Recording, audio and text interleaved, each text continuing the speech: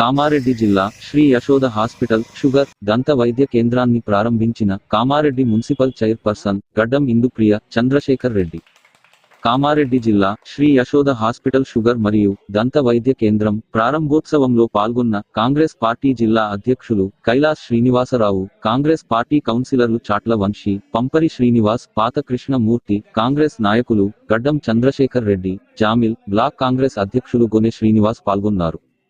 Doctor Uday Kumar, MBBS, ND, DIAB, sugar వైద్య నిపుణులు doctor Madhavi, బిడిఎస్, ఎండోంటిక్స్ ప్రారంభించిన శ్రీ యశోద హాస్పిటల్ అందించే సేవలు షుగర్ డయాబెటిస్ సమస్యలు, షుగర్ డయాబెటిస్ నివారణ, టైపు 1, టైపు 2 డయాబెటిస్, ప్రెగ్నెన్సీలో డయాబెటిస్, జీడీఎం, బిపి, కొలెస్ట్రాల్, థైరాయిడ్ సమస్యలు, ఫుడ్ కేర్, డైట్ అడ్వైజ్. ఈ కార్యక్రమానికి శ్రీ యశోద హాస్పిటల్ యాజమాన్యం, సిబ్బంది పాల్గొన్నారు.